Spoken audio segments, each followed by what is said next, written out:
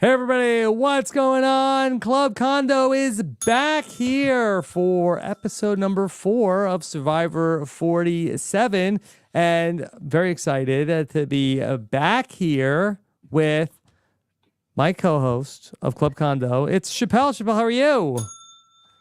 Rob, I'm so happy to be here. I'm so excited. I'm in such a good mood, aren't you? Yeah, well, first guest of the season is here on Club Condo. Yes, and it's a great occasion because we have something to celebrate. We had a great episode of Survivor. Flawless. 10 out of 10. No notes. It was a very exciting episode of Survivor this week. I thought it was the best one of the season and a lot of fun stuff to break down. And we have a guest here at Club Condo, and here in the studio with us, of course, is a person who's still alive and well in the draft. 3 for 3? Yeah. 3 for 3. Listen, average draft placement is really important. Mm-hmm. I say that all the time. Taran Armstrong. Hey. Yeah, you invited me to the club, so I flew across the country to be here just for this. Yes. Yeah. Okay. Well, very exciting. Actually, all 3 of us are going to be scheduled to be in New York City for our live show coming up on Wednesday. We got a patron meetup coming up Tuesday night. I'm very excited about that. So all of us will be in transit tomorrow. But tonight, we Club Condo. And of course, we're here live. We'll take your questions and your comments. So don't be shy, okay? We want to hear what you have to say about everything that's going on. Chappell, how you doing? I'm hyped. I'm so hyped. I watched the episode again. What's the occasion? I just can't stop watching this episode of Survivor. It just feels like, man, last week was just a dark cloud, and it's like, I might never watch that episode again. But this one, oh no, this one I might watch every day on a loop until I die. I think that this was incredible. I feel so vindicated. I feel good, Rob. This is good, man. Whew, I need a cigarette. I don't know. Oh man. Yeah. I just thinking about it again, just sweet revenge. All right. Well, Taran, how are you feeling? We haven't gotten to talk to you about Survivor yet this season. I gotta say, I feel the same way. I was streaming during the episode, and I was like, "Listen, guys, I'm sorry. Like, this is not usually me, right? Like, usually I'm like, I get it. That sucks for Kishan. He really tried something there, kind of got. But I was like, I'm taking some pleasure in this. I'm taking some unnecessary vindication pleasure in the fact that that this guy, he could have made a different decision last time. Yeah. And he didn't. And now look what happened. Look what happened. Yeah. I can't take glee in somebody else's dream being demolished, so I won't. But I am going to say I enjoyed that episode so That's much. What I'm saying. So I'm taking the glee. Just a little bit, normally right? I wouldn't. Listen, normally I wouldn't, but I'm sorry, but I'm taking the glee. Yeah. I'm turning it off next time. Maybe. Yeah, maybe. Depending on who goes home, right? Because if we get something similar, I'm just saying, if the Red Tribe goes back to Tribal Council, it still might be a good day for me if Saul survives. I'm just saying. Final Destination. Mm-hmm. Oh, yes. Asia's karma coming back around and getting them all. I did ask Kishan in the exit interview if he felt like that he should have played that last round differently, if going with Asia's plan would have been better in hindsight. And he said no. He said that he did not think and actually quite quickly, no, definitely not. Oh, that makes me take much more pleasure in his demise. Yeah. That in fairness, I feel like that things were looking pretty good for a minute for Kishan. Yeah, and now they're not. And like a whole minute. And then it was not. But I do think, and this is not like the big strategy podcast, but we are, Taran is here, so I think we could talk a little bit. But I feel like that there was something interesting about in terms of the pre-merge of don't get too cute and just stick with if you have a solid 4, don't worry about a 3 and I'm gonna break up this 2 and just if you can keep your numbers together, just get through the pre-merge. I mean, the thing for me is that the whole situation last week was the reason why Asia's pushing for Genevieve is that with the extra vote, and I don't even know. I don't remember if Asia even knew about the extra vote, but like, what in terms of how I was thinking of it was if you're Teeny, if you're Kishan, knowing that Rome has an extra vote next time, as long as he gets Genevieve, he controls the votes next time. And why would he bother taking out Saul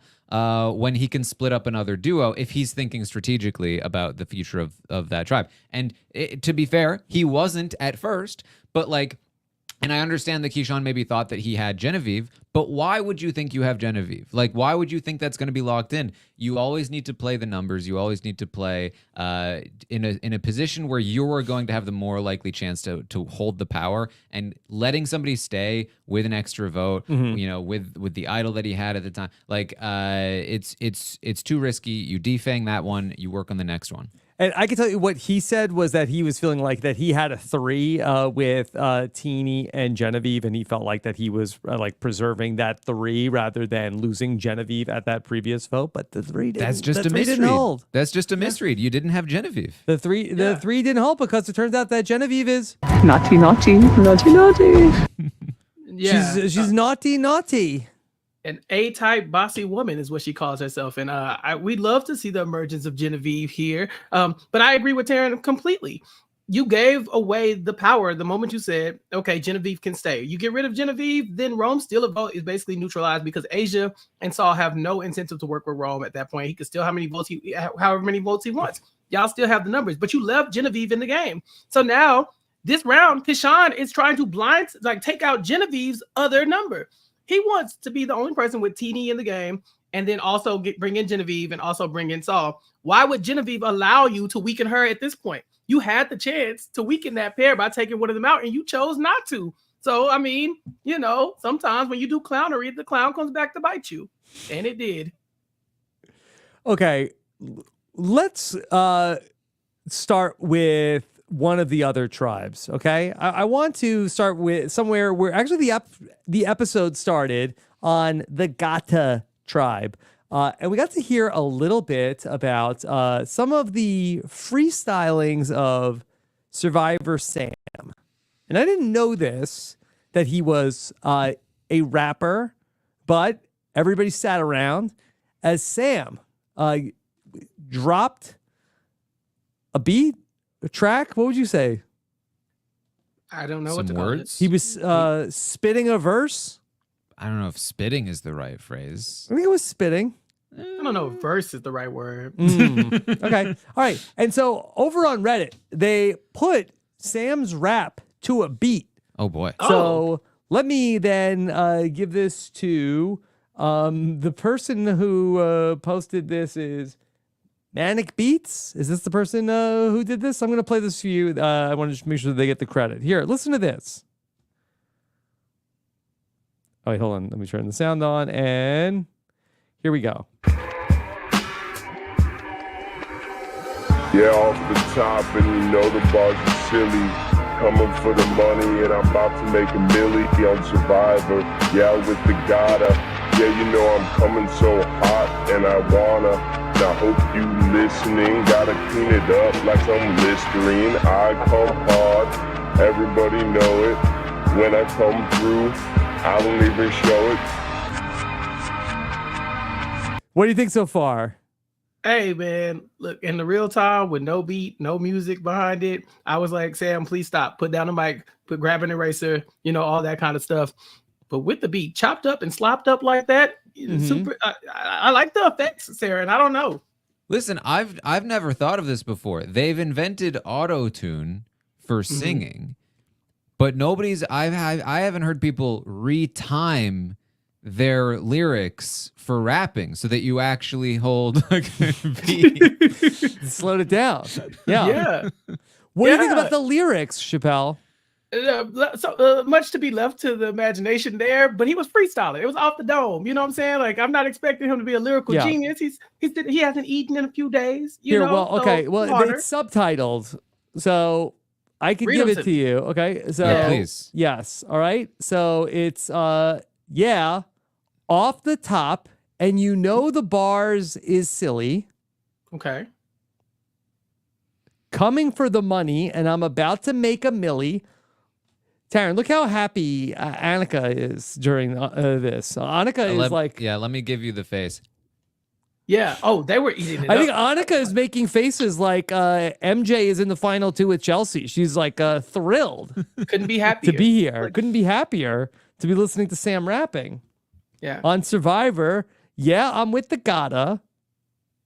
Okay. Yeah, you know I'm coming so hot. I wanna. Okay. Okay. More happy faces. And I hope you're listening. Gotta clean it up like some Listerine. It's possible that the subtitles are not the that didn't get the words right. Also, it's also possible that they did, and that's why. Yeah, you know I'm coming so hot and I wanna. I hope you listening. Gotta clean it up like some Listerine. No, they were right. Yeah. They're right. They were right. Yeah. All right. Mhm. I Hope don't. that you're listening. Yeah. Gotta clean it up like some Listerine. Not bad. Yeah. It's fine. Yeah. Mm-hmm. I mean, yeah. You could probably clean it I up. come hard. Whoa, everybody know it. Whoa. When I come there. through, I don't even show it. Well, Okay. how would you know? Because we gotta go to the challenge, and we're gonna win Okay. again and again. And Jeff says, "Get it on." Okay. Okay. All right. No. Okay. Sure. So That's it. everyone knows when we do that, this is on. Okay. I'm thinking a collaboration with Chris Noble. I think we've lost the plot on this one. No. So we have this live show this week, Wednesday, where we have this huge stage in a packed out theater. It would be amazing if we were able to organize maybe some type of rap battle between some of Survivor's most prolific lyricists. What do you think about could Sam take on Rome in a rap battle? You read my mind, okay? Bring me Rome, the host, versus Sam. Chappelle, who you got? I don't know. Is it B Rabbit or is it Papa Doc? I don't really know. I think it could go either way. Rome is battle tested, literally and figuratively. So I think this is an even matchup. What if we do like a battle royale and we throw Chris Noble in the mix? How soon can we fly Chris Noble out for this occasion? He puts on his robe, like a big Mike Tyson-esque robe. He comes out like he's the main event. Those two, that's the undercard, and then whoever wins has to battle Chris Noble. I mean, who did it better That's a good question. than Chris Noble?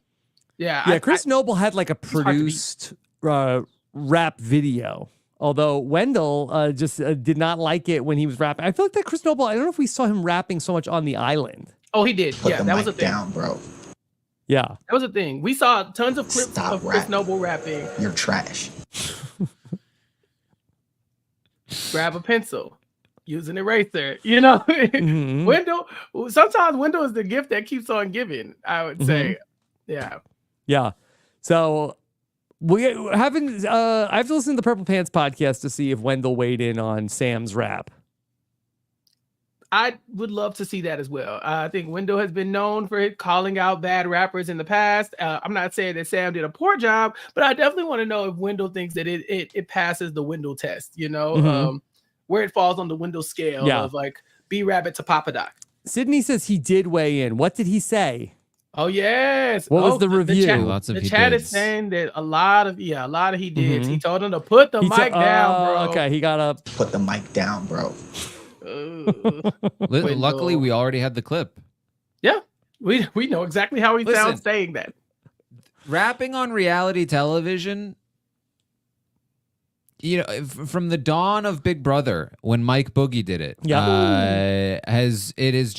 I cannot bring to you a time when it has worked. Oh, that's true. I mean, I listen to a lot of rap and I watch a lot of reality TV, and rarely do I see that intersection ever happen in a way that doesn't make me uncomfortable. So I'm not saying we have to retire it all together, but maybe start here on Survivor. We don't necessarily need it. But again, these people are out here on this island. He hasn't eaten. Their brain cells aren't quite working to be able to string together words in some type of rhythmic fashion. I'll give him credit just for that.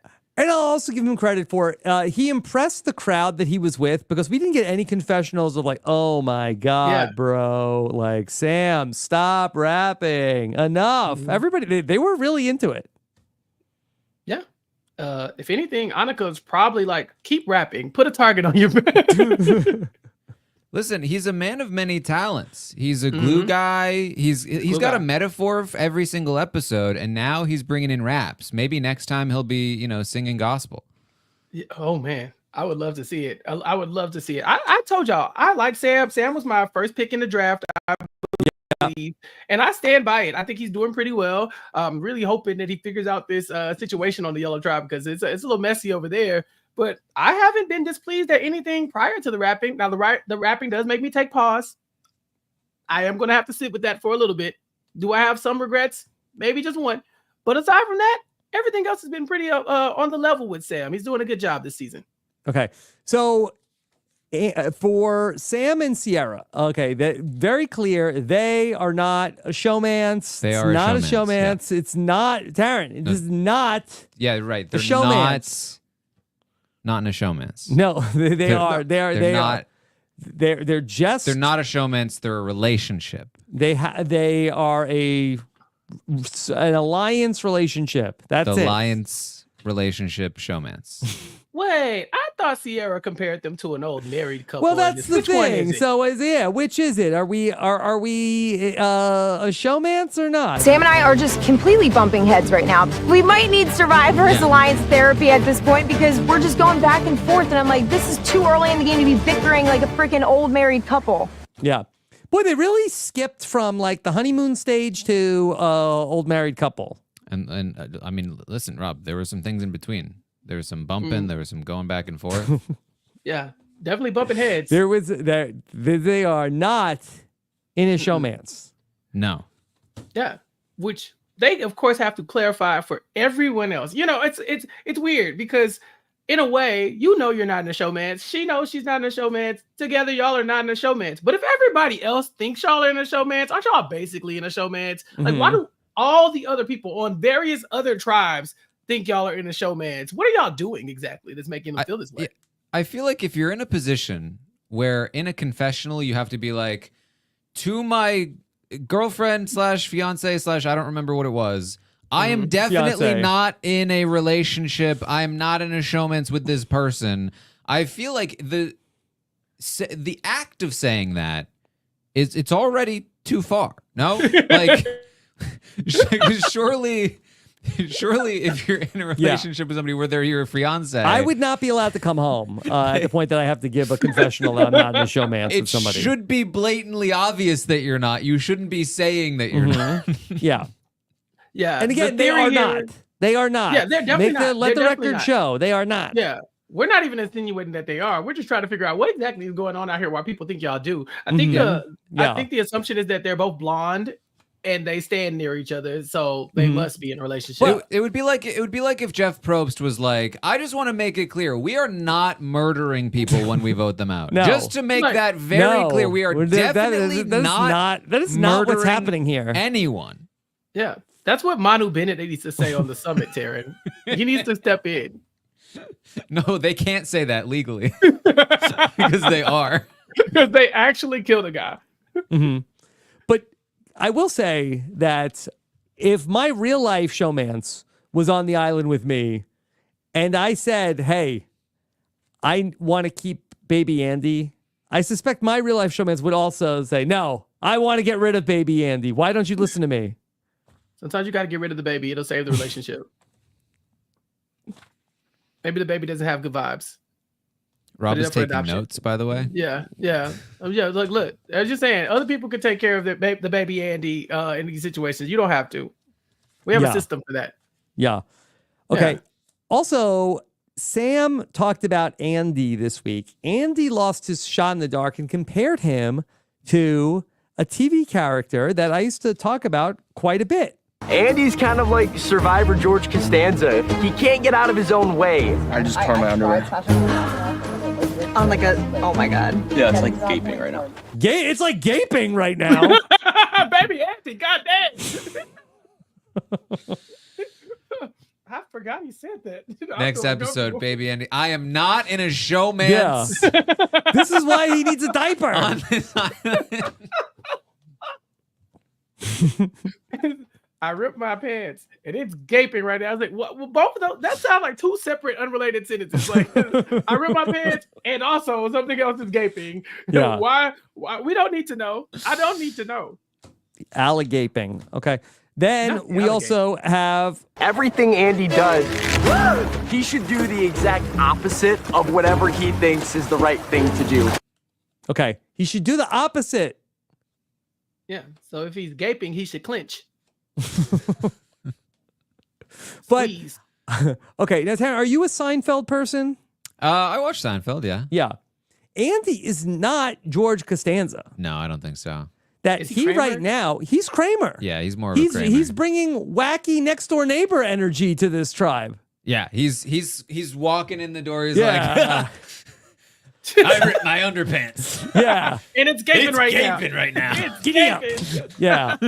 Like, You wanna see- Andy, what are you doing today? Like, oh, I got a lot going on. Like,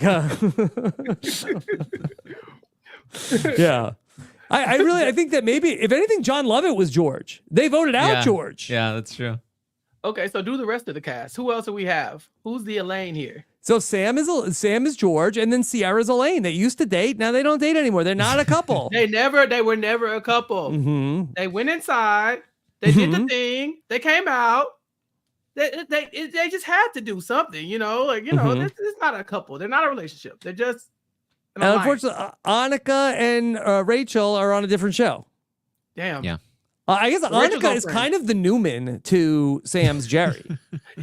That's on point actually because he hates to see Annika come. Hello, for sure. Annika. Mm. Hello, Sam. Got any So poor Rachel. broccolini? Yeah. We gotta find a spot for Rachel. I haven't seen enough Seinfeld to know where to put it. Friends? Yeah. Rachel, I'm not sure. She's a rice stealer. Here's my problem with Rachel. I don't know who she is. Yeah. She's Yeah, got Not a- just a on few- Seinfeld. Just like just as in a general. person, Oh. I need to see a picture of Rachel. She's Rachel from Friends. Yeah. Yeah, just Jennifer Aniston. Different must-see TV Thursday. Rachel, I'll tell you something. She is very excited about the chickens. She's ready to eat. The idea of eating like some juicy hot chicken right now just makes me want to just die in a pool of drool. Okay. There's a lot there. I get that she wants the chicken. I get that she might be drooling. But why does the thought of the chicken make her want to die in a pool of drool? That's a very descriptive allusion that she is describing. I mean, it sounds like she should just eat the chicken, as opposed to, Yeah, I feel like diving I'd want to into a pool of die drool. in the pool of chicken. Uh-huh. Maybe That's not chicken, eating. Pool of chicken. grease, chicken fat. Yeah. Mhm. Like Yeah. Maybe it's At chicken Kenny drool. Rogers Roasters. Maybe it's chicken drool. I The I chickens are drooling. see. I feel like drowning in the drool. No soup for you. No drool for you. We found out who I Rachel feel is. like if you are so hungry for chicken that you drown in your own drool, that sounds like a torture, in the circle. I Of think I hell. saw that in the Saw movies. Yeah, like it's like, oh, you will never taste the chicken because you are too busy drowning in your own drool Mm-hmm. Yeah. because you're so hungry. Can I It's a tell you Greek something else about tragedy. those Saw movies? I watched one the other night. Spooky, scary, right? That's a spooky, scary movie. Is it? I don't know. It's not? It's a little I've never more been afraid of ooey Saw, just gooey. more like- Ooey gooey? Yeah. than I spooky don't- scary. I'm not afraid. I'm more like, ew, gooey, spooky, scary. Yeah. Yeah. It's kind of nasty, but I wouldn't say it. So. Yeah. Let's talk about the chickens, okay? Survivor famously said, okay, we're getting rid of the chickens. No more chickens. Mhm. See ya, doesn't like it. They're scared. Now, okay, sequence of events. They film Survivor 47 I believe in May of 2024, earlier this year. Then, I believe it's like Memorial Day, we're getting the announcement. Guess what? See a prize is over. Mm-hmm. Did Sia hear that they brought the chickens back and said, I'm out? I think it's the opposite. I think that the second they heard that Sia was out, they brought back the chickens. There's a guy at production that was like, yes, now is my time. Yeah. He said, we're bringing back these chickens, finally. Hear me out. She's gone. Bring in the chickens. You know what I'm saying? Like, I feel like somebody had been waiting in the wings. Like, oh God, I really wish Sia would leave so we can bring back the chickens because we just have all these extra chickens for no reason. I'm telling you, Taran's right.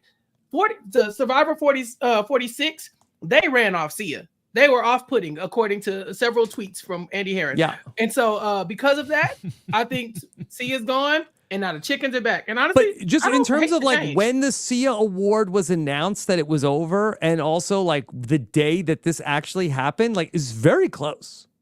Mm-hmm. Do we know? So I don't know what day. So this is what, day 8, day 9 of the game, and I'm not sure what day the game started. I'm sure somebody in the chat knows, but they announced the end of the Sia Prize on May 24th, 2024. So well, they probably knew a little bit before then. Yeah. Yeah. Josh Kettles in the chat says Shannon investigating it was 5 days apart between the filming this episode and when Sia was announced. So like I'm talking about. I mean that's very close. What came first, the chicken or the egg?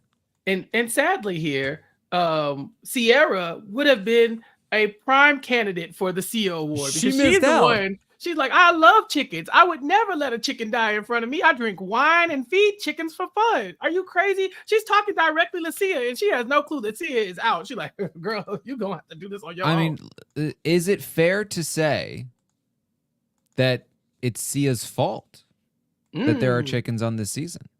But are we happy there's chickens on the season? No, I'm just saying, in terms of like, if Sia wanted there to be no chickens, she could continue to give the award. But she chose not to. Okay. Here's Shannon's tweet. She says, Sierra tried to save the chickens on day 8 of Survivor 47, which was May 20th, 2024. Sia canceled the Sia Award on May 25th, 2024. I will say, so close, Sia, or, okay. I will say, though, that according to what Jeff had said, that they decided to end the Sia Award, not that Sia pulled the plug on the Sia Award. Just to be fair. They wanted the chickens story. that badly? Look, I think so. They're like, we got these chickens. We already bought them. And Sia's sitting there like, no, not on my watch. Just like, come on, Sia, stop. And then somebody finally realized, bro, Sia don't even work here. She just walked her ass up on stage one day and started giving away money and making demands. And so I think finally Jeff looked in the mirror and said, I'm in charge. I run this. Call Sia and tell her she's not coming back. He said, I got this. So he made a call. I think, and I don't blame him. Jeff, you got to show these people that you're in charge. Yeah. The Survivor man, Mr. Survivor, whatever it was called. Yeah. Survivor man. He informs him. Yeah, I mean, do we think that maybe the chickens become like a bigger issue and that players were like, hey, I'm not eating the chicken because I need that. I want to get money from Sia. And that they said like, okay, that, you know what, this has gone far enough.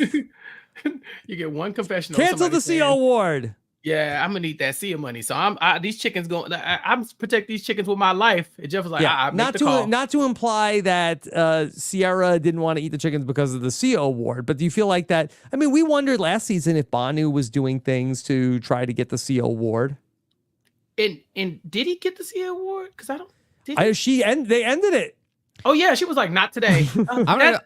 Yeah. I don't believe Jeff when he says that they chose to end the Sia Award. I think that Sia did it the first couple times and was like, this is fun. And then it was like, oh, geez, this is such a mess on my taxes. And then I gotta just like, oh, my God, I'm trying to pay off my house right now. It's like I got to do 100,000 and people are going to be mad at me if I do less. Like, Jeff, can you help me out here? Like, I'm kind of done with this. But I feel kind of pot committed at this point. People are gonna be mad at me. Jeff's like, "Don't worry, I'll take the heat. I'll say I didn't want it anymore." She's like, "Oh, thank you so much, Jeff. Here's my production C award." I mean, I feel like that's not that different from what they say the official story is. Like, I think that Jeff was like, "I feel bad that she's giving out $1 million of her own money. We just wanted it to come to an end. Like, we got in too deep." But that's the thing. Survivor can't tell Sia to stop giving away money. They can just like stop publicizing it. If you walk off the show and Sia comes up to you tomorrow and says, "Loved you on the show. Here's $1 billion." If she still wanted to give money to people, they can't stop her. They can't. That's what I'm saying. Yeah. So she has to have wanted to stop giving money to people. Yeah. Didn't she have a covert birthday party that she invited all those Survivor players to randomly last year? I feel like that that's was her way of before. subverting this. Okay, so she's just gonna go around and then just have a party and invite the Survivor she likes to it. Yeah, a little freak off. No. No? Just sure? a birthday, just a party. I mean, I'm not sure about anything. Okay. Oh yeah, I wouldn't be.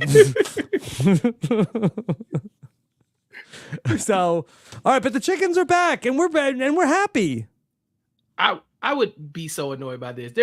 I've been very clear that there's no reality game or TV show that I think I could do well on. Survivor, this is where you lose me every time.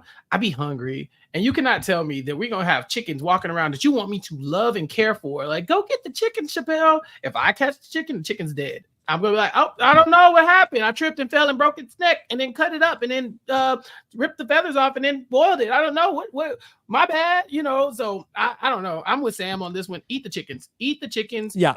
Deal with the rest later. Of course, you eat the chickens. Yeah. No, I disagree. I think you get the chickens to lay eggs for you for a while. You get a bunch of eggs, and then when there are fewer people to share the chicken with, you eat the chicken. That I'm not sure if you're joking or if you're being serious, so I can address that either way. I'm happy to field either direction. Okay, I'll answer it seriously because that you are only going to be with these people for a couple more days. So that at the point you may not like other people might be eating the chicken, and you might be on another tribe when that chicken gets eaten. So I say, oh, if I'm swapping, I'm bringing the chickens. I don't think you can bring the No, drop. I'm bringing the chickens to every challenge. He got the chicken under his shoulder like a football. I'm like Ocarina of Timing this, and I am like holding a chicken as I jump off of the ledge of a thing and flying down. Yeah. Like the chicken is part of my challenge performance. As far as the eggs go, I don't know how fast the eggs are being produced. I was told one day one egg is normal for the manufactured breeding of chickens. Yeah. But if this is like you building a utopian society, okay, fine. But, 1 egg a day for 5 people? 3 eggs, 3 chickens, 3 eggs per day. 3 eggs per day. 3 eggs a day for 5 people? 1 chicken for 5 people? Not that big either. Okay. What if But you're going to merge in 3 days. You're gonna merge in 3 days. I don't know, Rob. Like my instinct is to eat the chicken, but Taran's right. If you can do like some type of tandem with the chicken and make it a part of your game, I say you go for it. You got to Banjo-Kazooie this thing. You just strap the chicken on and fly around. Exactly. I'm also very much into like delayed gratification, especially when it comes to food, and so it would really get me through the 28 days if I could look forward to murdering the chicken and eating it. Yeah, Taran, if like they got chickens in the Big Brother backyard, like in season 1, like you would have this would be the right strategy of like, okay, let's keep the chickens, let them produce the eggs. We'll have eggs all season. When we get down to a couple people, we'll kill the chickens. But these people are going to merge in a couple days. Like this is the time. Hear me out though, because I feel like you could start to really bond with the chickens. You could start to like develop a little bit of a relationship. And then, I don't know, have you ever watched Air Bud? Yes. Are there any rules in Survivor that a chicken can't play Survivor and cast a vote? To be fair, Mark the Chicken was at the final tribal council when Ty was at the final tribal council, and Mark the Chicken did not cast the vote. But he was spared. But I just feel like did anybody even think to get the chicken to cast a vote? Because if the rules don't say that the chicken can't specifically cast a vote, why couldn't it? So if the chicken could pick up the pen and write a name down, I think maybe it could. But it could to this peck out a point, name. Yeah. You gotta make these things chicken accessible. Chicken scratch. You wouldn't be able to read it. Yeah, So I there mean, you listen, go. if you did not provide adequate What does this say? materials for a chicken Mm-hmm. to cast a vote, that's an accessibility issue, and I feel like a lawsuit would be in order at that point. Chicken needs accommodation too. You know, Damn. that's 80 AAA like violation, and you need to look into that. I don't know. We might need to like press charges against Survivor and their misuse of the chickens here. That's why I see it left. I don't know how like shot in the darks are assigned, but I feel like if there's a chicken that doesn't have a shot in the dark and maybe should have a shot in the dark, maybe like there's an application process at some point. I don't know. I feel like there's something here. I would give my shot in the dark. That would be my like bargaining chip. Like if I give you my shot in the dark, can I eat one of the chickens? Y'all can do whatever y'all want with the other two. Just let me have one. Like, what do you want from me? What do I have to do here? You would trade your shot in the dark for a chicken. An idol for a chicken, steal a vote for a chicken. At some point, I just be hungry, y'all, and I can't watch people like, ooh, these 5-6 pieces of rice really taste good today. Like, give me the chicken. Give me, because it's less about me not having the restraint to not eat the chicken. It's more about like us having to keep my food as a pet. You know, like, hey, bring the chicken. Like, go catch the chicken. Make sure you're feeding the chicken. I'm like, this could be a non-issue right now if you just let me eat it. So, but okay, but hear me out. You're at tribal council. Okay. And you have an idol, but you're all alone. And you know that you're going to need this idol to be played on you if you're going to survive. The problem is everyone knows you have the idol and nobody's willing to hold it for you. And somebody stands up and they're using the steal and advantage, the steal and idol. And they go, Chappell, I would like your idol. And you go, sorry, I don't have it. The chicken does. The chicken and it's wearing it around its neck. What? Yeah. What happens? What? We can't get it from the chicken. No, sorry, you didn't say take the idol from the chicken. You didn't say take the idol from the chicken. You said take the idol free. I don't have the idol. The chicken has the idol. See, I thought you were going to say somebody uses knowledge as power and say, Chappell, do you have a chicken? And Taran's like, no, the chicken has the chicken has the idol. But here's the thing: what if I'm asking for the chicken? I'm stealing the chicken from you with knowledge as power. No, the chicken is a player, not an advantage. Oh no, I hold the chicken hostage. So I'm like, if I reach in my bag, I'm like, Jeff, hold on, Jeff. Before you read the votes, I do have the tribe chicken. So depending on how this goes, baby, y'all going without. And like the chicken's like, yeah, I'm coming with Chappell. We're going. If you get voted out with the chicken has to leave too. Yeah, I think the fair result here is the chicken that has to play the idol for somebody, and then in order to determine who it's playing the idol for. You have to. It's like. Come here, chicken. Come to me. Come to me. Come on, chicken. Come on, chicken. Come on. Here, chicken. Here, chicken. I'm aware that I'm still doing Airbud, but that's totally fine. It works out. It works. That's why they call it Airbud. This time it's chicken because they fly, kind of. It's a sequel. I'm here for this. Let's talk about what's going on over on the Blue Tribe on Tuco. Big Sue episode. Okay. Everybody is forgetting about Sue. They are underestimating her. And Sue has a lot going on. Gabe says, Sue tells me everything. Well, not so fast, Gabe, because Sue is playing her own game. And she also is knowing she's been around the block, but she's not letting on to what her true age is. She tells the tribe she's not 58 years old. She's actually 45 years young. See, this is where I feel like she made a mistake because yeah, when she gets caught with all the blood, I feel like, she was like, oh, I tripped. Oh, crap. The easy answer here is, yeah, how do you think I look this good at 45?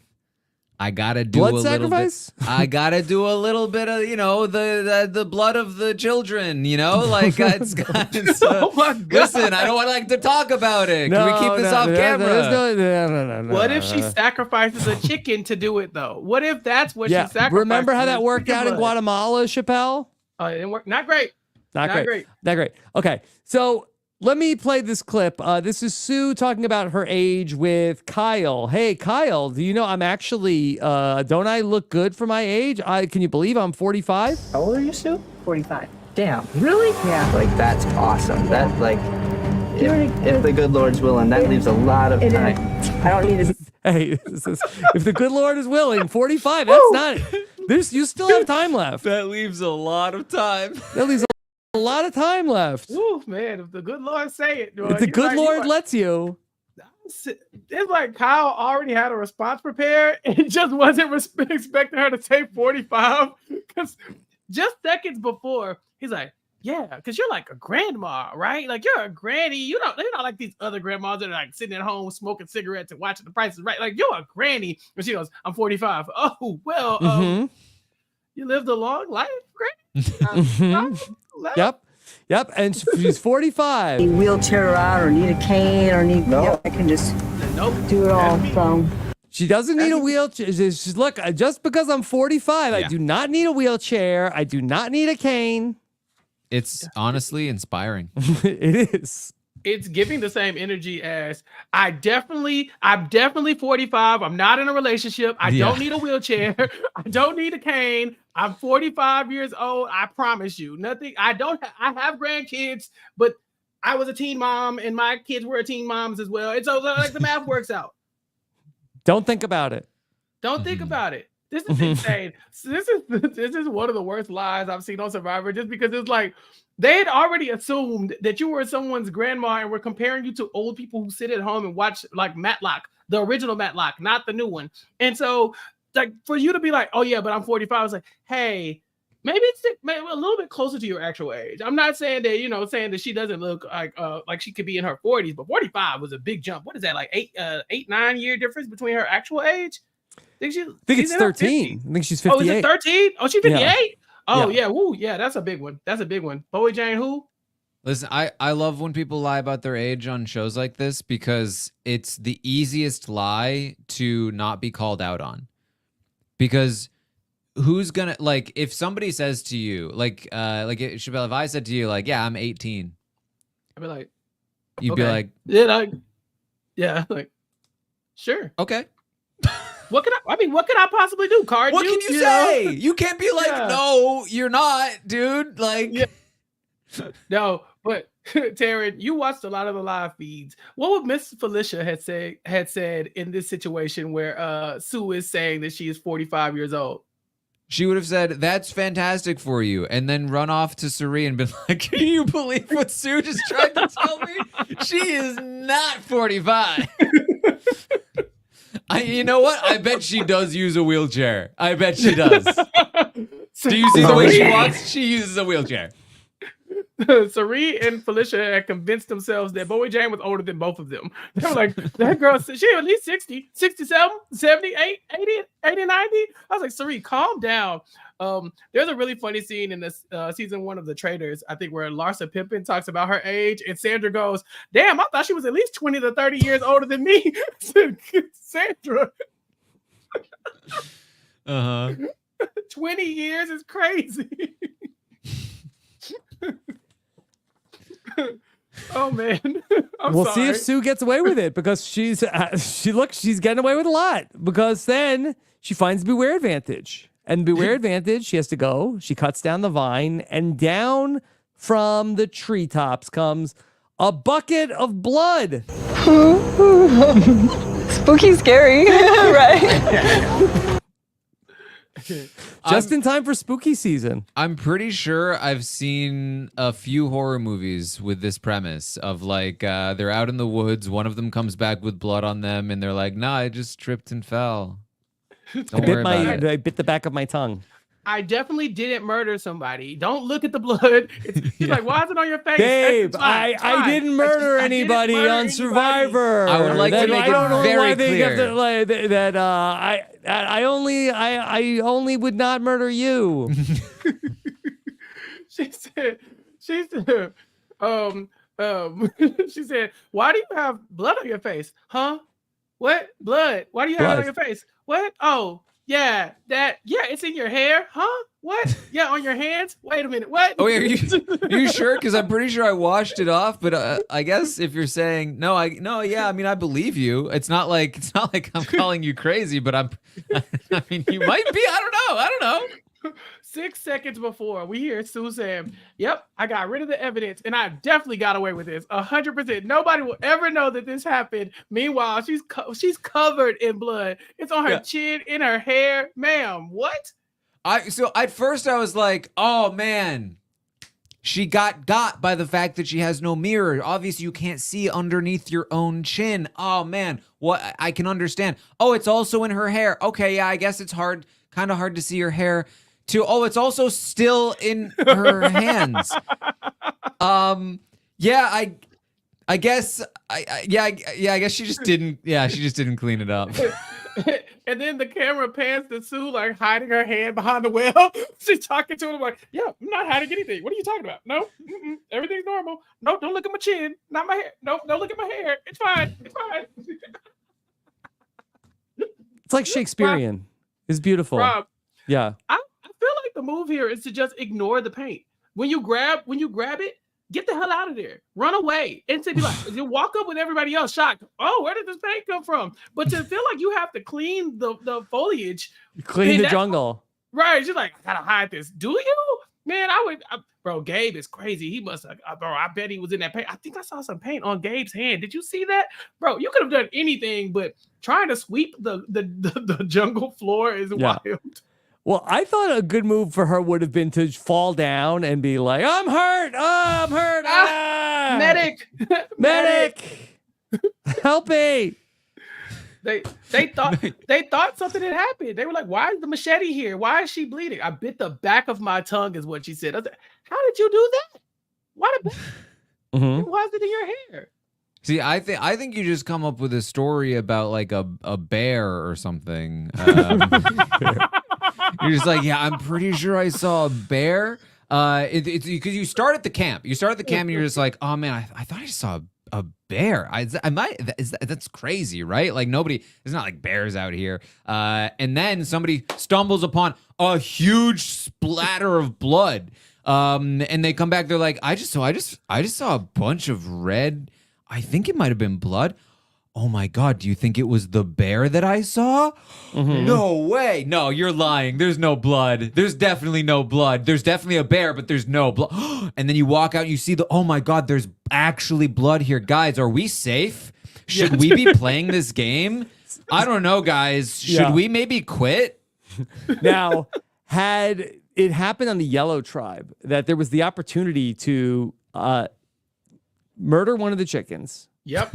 Eat the chicken, and then blame the bear. Blame the bear. Guys, a bear got the chicken. Look at this. What was I supposed to do? I feel like that's something Tyson would have done. Mm-hmm. That's like, yeah, he so there's a brought bear. the chickens to a third location. and then it would have been a Saw movie. Yeah. You eat the chicken, leave the bones in the pile of the red paint, and like, look, something just mauled this chicken. What do you mean? I mean, this was perfect. If Sue did that, she'd have like chicken grease smeared over her. It's not the grease. She'd be drowning in the pit of her own drool. Not the grease. I'm sorry. Tear in my eye. But I think Sue got away with it because she did.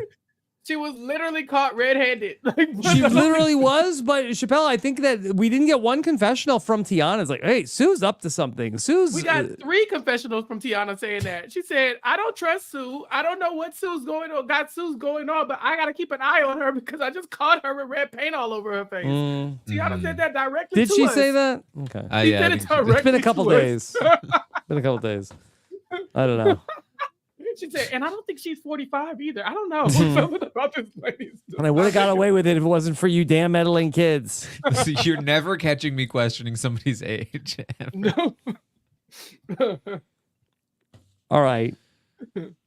So, this was such a big episode for Genevieve and her breakout from the Red Tribe. It all started with Saul was in a lot of trouble.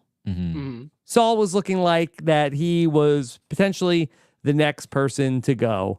And so there was an idea coming up about how Saul was going to play his shot in the dark. And so we need to prevent Saul from playing the shot in the dark and prevent him from finding anything else in the woods.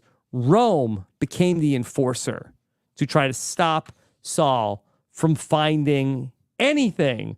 He follows Saul around, and Saul has had enough. You're back. He's like 10 years younger than me, and he's talking to me like I'm a kid. What the hell? Yeah, Rome just takes a sledgehammer to every situation. Like this is not like a new spot that you need to come up with some new. Like everybody does this. You don't threaten the guy with an ultimatum to try to get him to give you the. You just trick him into thinking he's voting with you.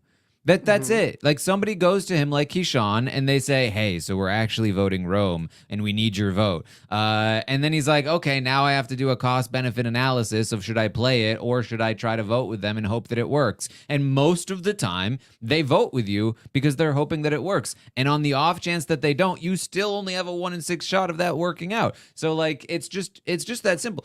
But instead he's just like, no, I got this. Yeah. I got this. Hey, Saul. I got an offer, and you're not going to want to refuse. He slid the offer across the table. Like, I think this is more than generous for you. You come to me on the day of me taking out Asia. It was an offer that Saul couldn't refuse. But he definitely did. Saul was like, no. Did. Yeah. I'm voting for Rome, and there's nothing y'all can do to stop me. I think this is the closest someone's gotten to being assaulted on Survivor in a long time. Because there were moments where I was like, Saul kept saying, I don't have people talking like this to me, but especially people this size. And I was like, well, Saul, what do you mean by that? What are you insinuating? He's like, people smaller than me should not talk to me like this. They should not be following me around, trying to intimidate me. It's just not a good look. And I kept saying, we're going to have to pray for Saul. We're going to have to really, I think I even tweeted, like, Saul, stand down. Like, don't stand up. Just calm down just a little bit because I could see the fumes rising from his head. Saul is the bear. He did it. Yeah. You'll never believe what happened. Saul came into our camp. He killed a chicken and left. It may be Rome. I don't know. Yeah, he killed Rome and left. He was just muttering something about Rome the whole time. No, Saul is the one using the bear excuse. Oh, did y'all hear about the bears? Yeah, I think he killed Rome. Yeah, who was it? Like, what? Saul, you got a little blood on your face. No, that's paint. That's paint. Yes, I found an idol, actually. It was a whole thing. Just paint. Don't pay attention to that. Maybe this is Jeff. Maybe Jeff Beware Advantage. Yeah. I found the Beware Advantage, everybody. Yeah. They're like, well, what about Rome? Yeah, he's gone. I think the bear got him. I think he quit. Yeah. I don't know. I saw him and a bear walking off together. I don't know. You know, Rome is crazy. He said he had it. Silly Rome. This is so much fun. Rome following Saul around was really just like, I could feel the tension through the screen. He's just like, I can go to the well without telling you. And Rome's like, no, you can't, because I'm going to go wherever you want. And this is not new. We've seen this on Survivor a billion times. I think famously, like Andrea Belke does that to, is it Malcolm? Yeah, where she's just like little sistering him the whole time. This is exactly what this was. So it's not so egregious, but man, it was just the way Rome was like approaching Saul with these threats and just coming from this place of power. It just didn't sit right with Saul. You could tell Saul was like, I'd rather be dead than to not vote out Rome right now. Coincidentally, he does not vote out Rome, but it did seem like for a second he was not going to be swayed. Okay, well, this was all one day also, by the way. This was all one day 8 that this all happened. So this was a wild day for Saul and Rome. Saul had tweeted the other night, FYI, I love Rome, Italy. Yeah. Me too. I've never been. I mean, it's fine. Mm-hmm. Like it's cool. Yeah. Fine. Okay. So they get to the challenge. It's neck and neck into the puzzle. And Rome is parked in front of the puzzle and is in the hero position of trying to do the puzzle. A lot of people were wondering, did Rome throw the puzzle? I didn't feel like he did. No. It didn't even look like he was. Like, I Their feel strategy was just awful. I've never seen anybody just sit in front of a puzzle at any point. I don't think I've ever seen anybody sit down. I've seen like a baby do that. Right. I'm talking about Survivor. I've never seen anybody sit down to do a puzzle in Survivor. Like, just to not, like, everybody, literally everybody is always running around, grabbing pieces and looking at them and trying another one. But to sit there and kind of do like the operating room, like scalpel, no, you know, Tim Blade. You know, like, he's just like him, Genevieve's running and giving it to him. And the whole time, Saul is heckling from the background. This was great. This was a great scene. I think this will go down in history, honestly. People got to give it what it deserves. It's just like their strategy was he's sitting there on the floor, like being handed a piece by Genevieve, and then trying the piece at every conceivable angle to see if it fits, and then it doesn't fit. He puts the piece aside. He gets a new piece from Genevieve, and he's just getting piece by piece, one by one, with absolutely, from what we can tell, no consideration for what might actually fit there. No looking at the graphic to see if it matches. No looking at the slots or the puzzle piece. Like, there's just one by one, and then they don't change it up the entire time. They're just gambling on, at some point, surely we will randomly pick the right piece. And in the meantime, one by one, we're going to try every single side of every single available option. Yep. But then, Taran, even if they do randomly pick that one piece, they have to then repeat that same process again to find the second piece. Start all over again. It was such a bad strategy. I don't think we've ever seen as bad a strategy as this. Nope. Saul was taking me out the whole time. Just like, no, wrong piece. Nope, wrong piece. Sorry, wrong hole. And they weren't listening to him. Yeah. So after it's all over, Jeff was really beside himself about the whole thing. And he was like, this is a first. We've never seen this before on Survivor. A puzzle that is exactly as it started, as if it never happened. I can hear Asia fist bumping from like across the world. Like, yes. If a puzzle looks the same at the end as it did at the beginning, was it really ever a puzzle at all? I don't think so. Yeah. Hard to tell. Jeff proves it, though. Jeff proves it. That he tells people, he has never done this before. He turns this into a commercial for Survivor. It's so easy when you're sitting at home. But when you're out here in Fiji, it is a whole different game. Think you could solve this puzzle? Apply to be on Survivor. Yeah.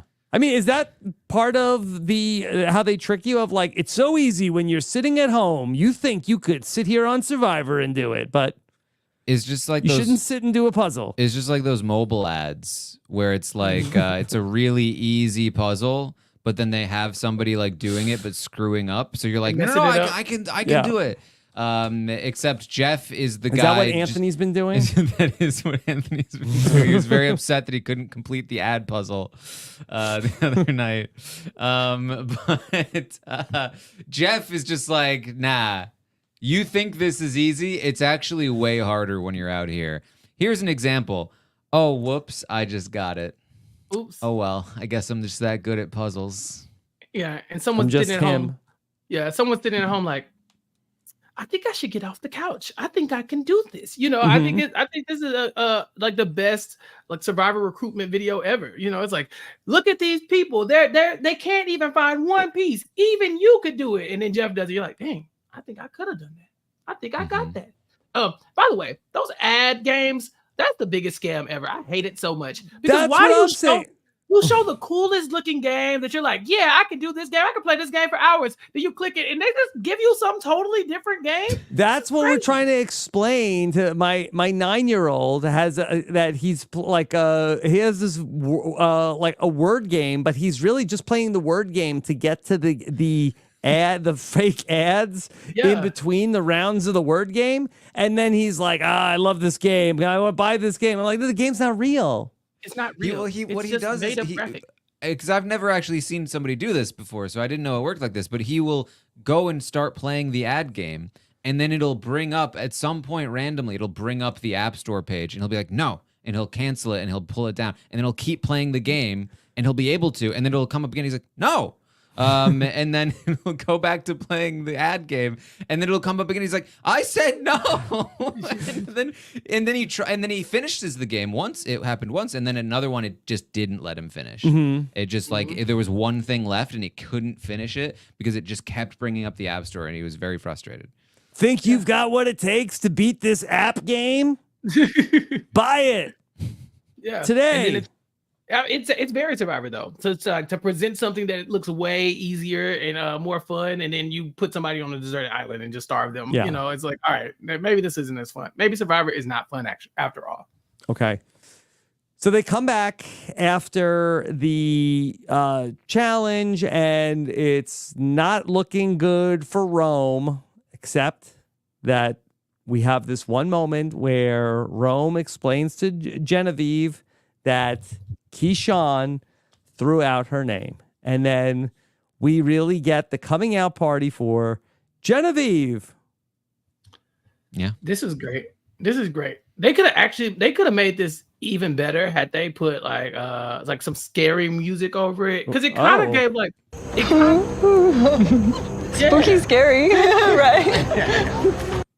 Because it kind of activated Genevieve. And then we don't see this on Survivor often, but this editing trick where she sees, like, she can hear Kishan laughing and I think, how about Genevieve? And he's like, ha, ha, ha, ha. Like, she won't care if she's the decoy. Ha, ha, ha. She's just like, yeah, they just needed to play extreme ways under this. Yeah, exactly. She saw the Matrix at this moment. she can see all the numbers. A beautiful mind. Yeah, she's like, wait a minute. Hold on, I have an idea. How about not that? Whatever you're trying to do, not that. It's so yeah, great episode for Genevieve. I can't think of a better arc than like somebody who everybody was talking about completely invisible, and then she just pops on the scene as a huge power player in this Red Tribe. I think she'd probably be the front runner if you're like looking at it right now, because Rome is there, but it doesn't seem like he's well liked. Teeny is there, but just lost their number one ally, and then maybe Genevieve just picked up Saul. So good on her. Yeah. Chappell, do you think that Genevieve is going to be still working as closely with Rome moving forward?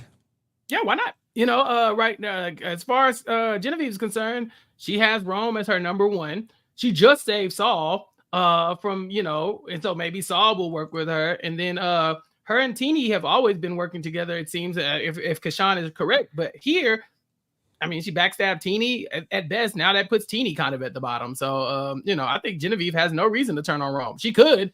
I don't think she has a reason to right now. I mean, here's what I would say. I would not feel super comfortable working with Rome in a position where I was calling the shots. Like, because I just made this move to save him, and now it might look like I am the person in charge. I don't think Rome, to me, feels like the kind of guy who's happy to be number two, who's happy to be the guy that got saved by you. He, to me, feels like the guy that needs to feel like he's running the show. And so if you're able to give him that, great. I think you can keep working with him.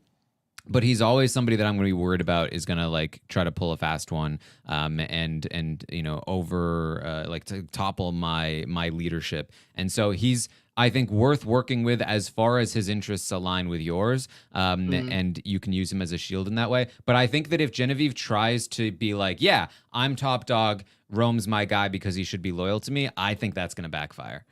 Yeah. Especially when you could just pass this off to Rome. You could give Rome the credit for this and get away with this scot-free. I mean, you used your advantage so well, Rome. And that it's so crazy that you did that. You said, you totally did. I mean, he really did. So if I'm Genevieve, I'm like, yep, you did it. Totally. Good on us. Let's keep going. I think this is working out for her right now. That could change. You know. I do wonder, though. So Rome has been to 2 tribal councils, has had 2 advantage plays. Like, is he ever going to be able to go to tribal council and be part of a normal plan? Probably this week. It's got to happen soon. Yeah, we'll see. Hopefully, let's see if he can play himself out of a corner this week. That would be fun. He's going to show up to tribal next week covered in red. Yeah. I played the clip a couple times, but I love the moment so much where Jeff asks Genevieve about what it's like being at tribal council. And this was just such an interesting thing to say. Spooky, scary, right? Chappell, we've never heard tribal council described as spooky before.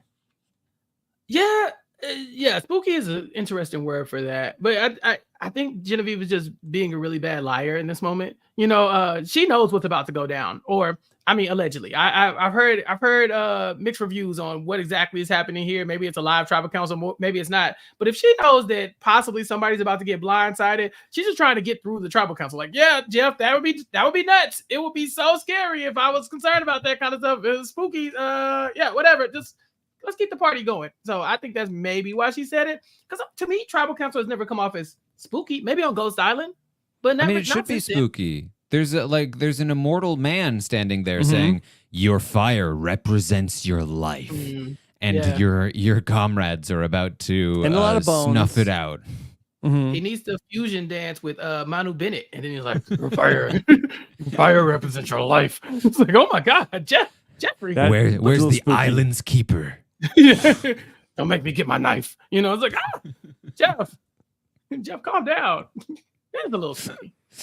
Show of hands. Whose fire are we putting out?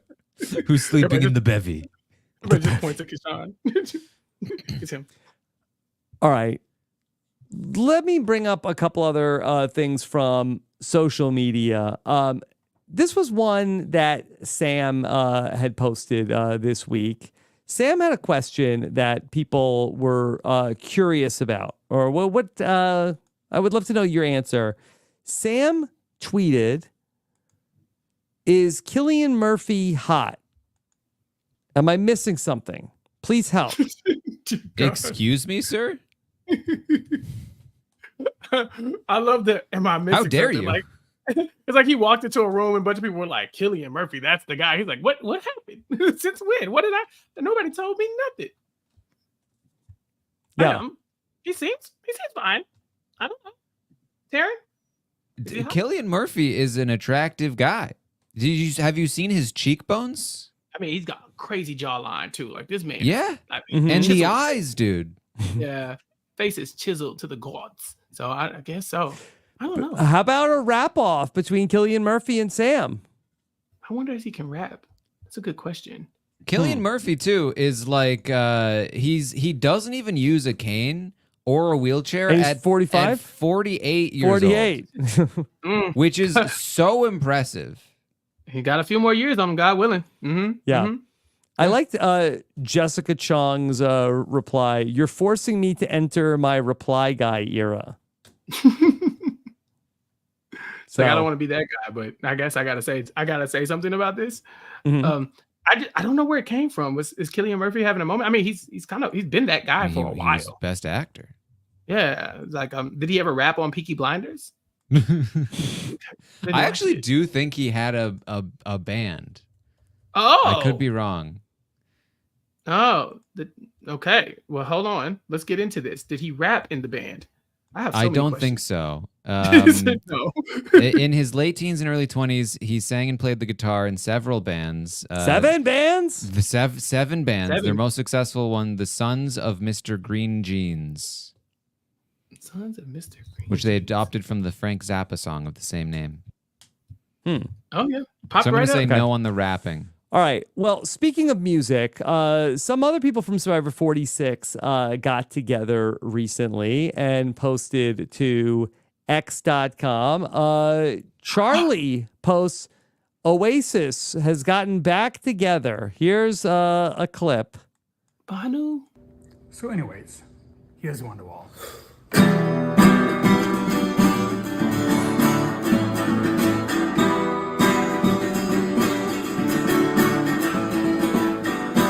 Today is gonna be the day that we're gonna go save Banu. By now you should somehow realize what you gotta do. I don't believe that anybody feels the way I do about Banu now. Okay. First Banu sighting, I think, since Survivor 46. Who knew Banu could play the guitar? I'm like so fascinated by this. Where did this come from? Well, let's be clear. Playing Wonderwall is a very different thing than playing the guitar. Okay, he can play Wonderwall. Who knew this? It's like the intro to Smoke on the Water. It's like, yeah, I can play the guitar. It's like, that's all I got. Down. He said he's not an actor, but he's a musician, Rob. Look at Banu is not an actor, okay? He is a musician. That's it. I'm not an actor. He's not. Bring him back. I miss Banu. I like my eyes lit up when I saw him. I'm so happy that he's back out in the scene. What's Ben wearing here? That I said Rome, his hat was giving Paddington Bear, but I think that like Ben has like the full Paddington Bear ensemble. Well, what's the climate? Ben looks like he could be 45 in this. Yeah, God willing. What is the climate where he is? Because I'm pretty sure that's a denim trench coat.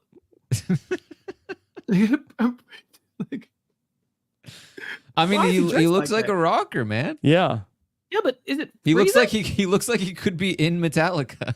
Like this man is wearing like a full a denim parka. Like where did you get this? I think that was Bowie Jane's jacket. No, that's not Bowie Jane's jacket. I know that was a different parka. Yeah. Okay. So keep it coming. That's all right? crazy. Okay.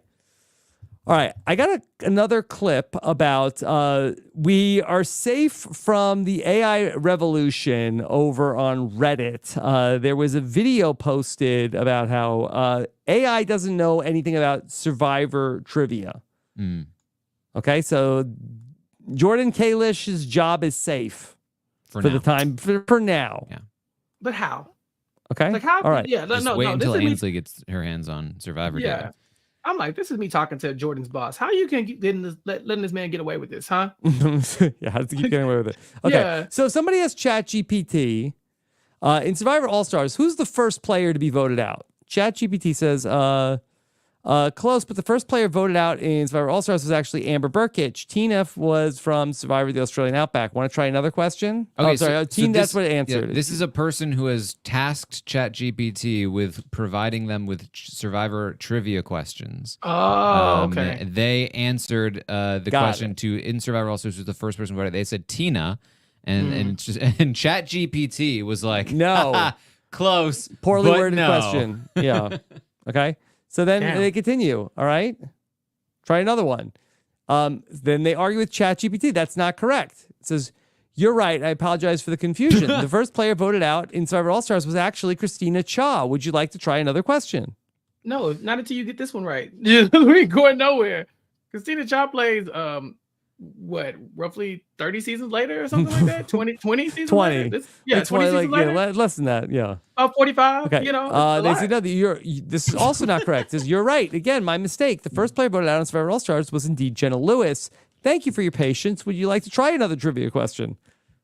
Jenna Lewis. Stop changing the subject. It's really just like, it's just trying. It's just like, listen, I don't know the answer to this. Can you please just move on? Right. I'm not allowed to admit that I don't know. Okay. I'm a robot. I wasn't programmed to say I don't know. So Jenna Lewis came in third. This is you're correct. I apologize for the inaccuracies. The first player voted out also was Xian Huang. Thank you for your understanding. Would you like to try another question? ChatGPT thinks Survivor All-Stars and One World are the same season? Because why is Christina Cha and no? I'm a little worried about ChatGPT. Yeah, what's going on? Confusing some folks. Why is Christina Cha here? Was she Rob, and Jenna Lewis? I think this is how Chelsea and Mackenzie got all mixed up on Big Brother about all of the record setting that they were doing. They asked ChatGPT via Ainsley. They asked Tucker when he was the Ainsley assistant. Yeah. Mm-hmm. Hey, everybody. Okay. Then they asked, still not correct.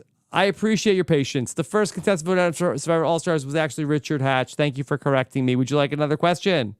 But I already told you the answer. I told you it was Tina. No, it's Tina. You're right. My apologies. Tina Weston was the first player voted out of Survivor All-Stars. Thank you for your consideration, your correction. If you'd like to continue with more trivia or is there anything else, just let me know. ChatGPT said, I'm done asking you questions. Like, I'm just glad I didn't say it was me. It Listen, danced around it for a you while. dodged that bullet. Chappell, how's Hatch doing on House of Villains?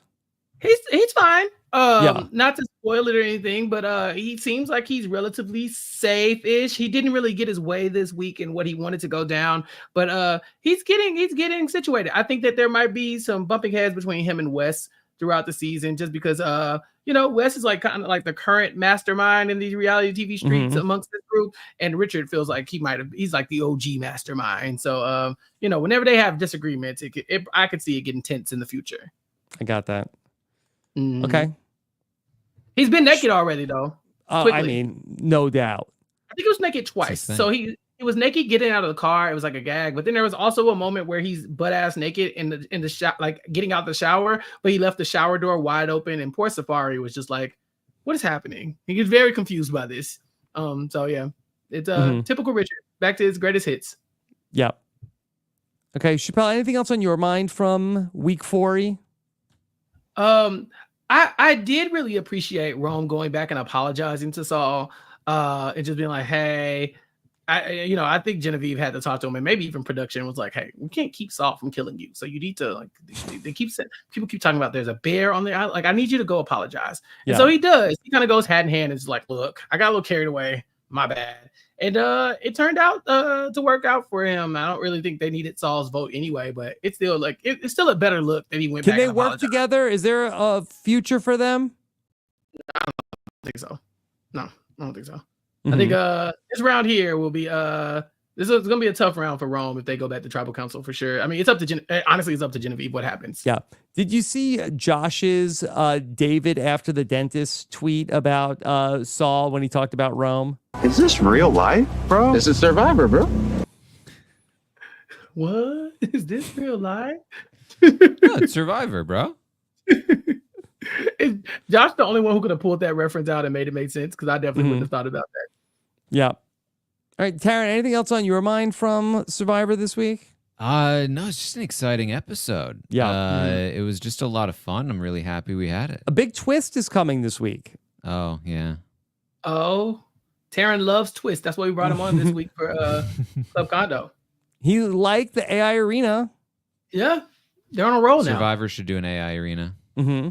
What would Survivor AI Arena be? Like a challenge at Tribal Council to be safety? It would be a trivia. Who was the first person voted out of Survivor All-Stars? And then everyone would be like, oh, obviously it's Tina. And then they'd be like, nope, sorry, you've been voted off. Again. Try again. Sorry. Sorry. Yeah, they should call it Redemption Island or something like that. Yeah, they did have like that in Australian Survivor in the Heroes versus Villains season. There was a big moment that happened when they had like an immunity challenge at Tribal Council. Yeah. Listen. I think you could say it's Redemption Island, and then it comes on the screen, and then other letters are fading, but in the meantime, the A and the I from the island are staying, and then they're coming together, and it's AI. And then it goes arena. Do you have to like unscramble the words and put them in the right order? That could take a while. Yeah. Okay. All right. Well, I guess let's get together in person, all three of us. Yeah. Listen, let's do this again tomorrow. I'm happy to have come to the club. There was a lot of interesting things that happened. We ran into some bears. There was some blood. Things were gaping. You know, it was a little bit of a wild ride. I didn't know this is what you guys were up to here at Club Condo. Yeah. Yeah, we like it kinky here. Babe, if you're watching, we do not like it kinky on Club Condo. We do not. We do not. That's definitely don't. No. Just a joke. Baking, we do not. Only you. Come on. Come on. Yeah. Yeah. All right. Well, I got to feel like I was part of the summit. We know the summit tonight. This was basically a summit podcast. If you think about it. Yeah. Just think about it. If you think about it, think of all the little subtle details that we threw in there all the way along the way. If you're having fun here, imagine how much fun you're having with Taran and Chappell every week on We Know the Summit. It's a fun show. Yeah, it's a good friend of ours that's hosting the show. His name is Manu Bennett on the summit. No relation to Dina Bennett. You don't know that. She would have told me. She gonna check in. Hey Rob, just FYI, I know the guy. That's my cousin. My cousin hosts the summit. They know. We're reasonably certain that the twist of the summit is that when you get to the end, it's just one big arena where you have to fight Manu Bennett until there's just one of you left on the mountain. Oh my God. Spooky, scary, right? He puts on his mask and starts going by Slade. It's a hoot, Rob. We can't wait to get there. It's gonna be a great time. Make sure y'all check it out. It's fun. Okay, Chappelle and I also had a very fun Nothing But Netflix this week. We talked about a movie. I was trying to tell Taran a little bit about it, but I didn't want to spoil it for him. It's called It's What's Inside, and it's a little spooky scary. But it's a little, but honestly, more spooky than spooky scary. Naughty, naughty, naughty, naughty. It's naughty, naughty. It's definitely naughty, naughty. Taran, check it out. Make sure y'all check it out. It's called What's Inside. It should still be in the Netflix top 10 because it's just one of those movies that's going around. Like people are starting to like talk about it a little bit more, and it's and we podcasted about it on Nothing But Netflix. So subscribe. Are we sure this isn't just what Sue should have said when they asked her what the red was? It's What's Inside. I was like, oh my Sue, Jesus. Yeah, it's like she's a 45-year-old inside the body of a 58-year-old. Yeah, something like that. Yeah, similar. Okay. No wheelchair. Chappelle, what else is coming up for you? So much. Catch me in New York. You know, this week at the live show. And you can check out all the podcasting I'm doing over on Recap Kickback, and then you know, all the stuff here on RHAP. It's a great time. Yeah, it's going to be a good time. Oh, and Shannon Gus joining me on Nothing But Netflix next week. Rob will be traveling still, but I will be back to talk about Nobody Wants This on Netflix. And so I guess somebody wanted me and Shannon to talk about it together. And so we did. The people are demanding it. Yeah. They are, and it's pretty good. She actually wants to put it on YouTube, Rob. She thinks it'll do numbers. Okay. All right. Yeah. Have at it. Yeah. All right. Well, that'll be where you can catch me. All right. And then Taran, what's coming up for you? Well, we just talked about how Nobody Wants This is doing very well on Netflix. They already renewed it for season 2. Boom. So check that out on the Tastemakers over at We Know Scripted TV. Yeah. But if you want to hear my Survivor takes, you find me on Twitch. You just go to twitch.tv/Taran Armstrong, or just Google Taran Armstrong Twitch or Taran Armstrong, whatever. It'll show up. It's pretty easy to find. And then you just hit the follow button, or you just show up when Survivor's on. I'm watching it as it happens. Yeah. And then you're hearing my commentary and the jokes that I'm making in real time, and you're talking to the people in the chat, and we're doing predictions like who's gonna come in second place in the immunity challenge. I got to see it in person. Taran does the predictions on the spot. Very good. Yeah, listen, it's a good if you haven't watched Survivor on the Twitch stream with me, I don't even know that you're doing it right at all, to be quite honest, but luckily you still can try it out. So find me over there on Twitch. Okay. All right. Great time on Club Condo. Next Monday night, we will be back together for another Club Condo after we talk about a very exciting episode. I believe that you might still be able to get a ticket at robbinswebsite.com/NYC47 for the Wednesday night event. Tuesday night is patron only for our meetup. We are planning to do a more elaborate recording of the live show coming up, which we will post on Thursday. And then I'll be with Stephen Fishback for the Know-It-Alls coming up on Friday. Plus, Shannon Gus, who is podcasting with Chappelle about Nobody Wanted This, is back with Marianne after the episode live. So something for you who will be not with us in New York on Wednesday night. So we've got you covered. Make sure you subscribe to everything. We have Survivor at WeKnowSurvivor.com here at RHAP. Take care, everybody. Have a good one. Bye. Peace.